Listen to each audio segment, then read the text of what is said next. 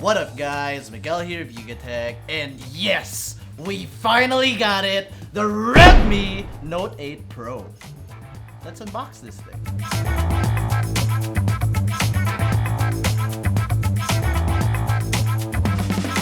Opening up the box, we are greeted with the usual smaller box which contains your SIM ejector tool, manuals, and a clear case. Underneath that, we get the unit itself, and below that, you'll get the 5-watt charging adapter and a USB Type-C to Type-A cable. Checking out the Redmi Note 8 Pro, at the back, we get somewhat of a unique design. The unit we have is in the icy emerald color, and it kind of reminds me of a more upscaled and premium-looking Huawei Y9 Prime 2019.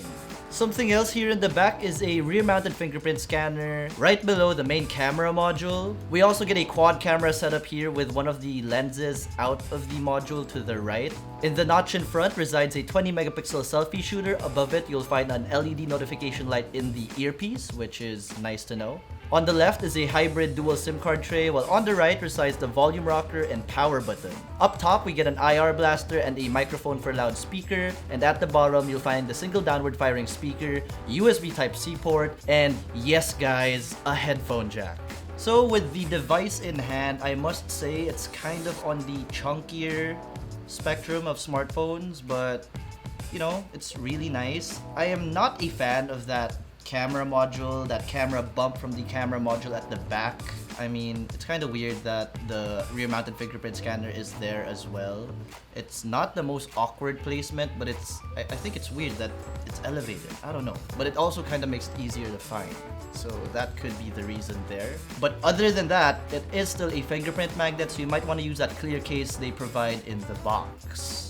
For display, we get a 6.53-inch IPS LCD panel, and it's protected with Gorilla Glass 5. It also has a resolution of 2340 by 1080. Under the hood is a MediaTek Helio G90T coupled with a Mali G76 MC4 GPU. You get Android 9 Pie out of the box, skinned with MIUI 10.4 on top. Powering the device is a 4,500 mAh battery. You get 6 or 8 gigs of RAM depending on your variant, with 64 or 128 gigabytes of internal storage, and you do get expandable storage via micro SD card.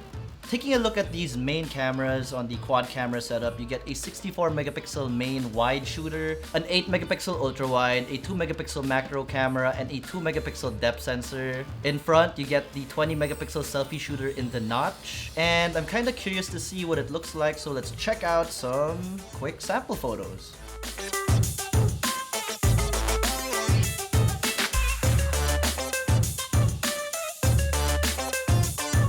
So yeah, that was some quick photo samples from the Redmi Note 8 Pro. We actually bought this from Shandi. Currently in Shandi, they only have the 6 gigs of RAM variants available, so that's 13,200 for the 64 gigs of internal storage variant, and that's 14,700 for the 128 gigs of internal storage configuration. So yeah, that was our quick hands-on on the Redmi Note 8 Pro. Check out our full review coming to you soon, and let us know what you guys think of this phone in the comment section below.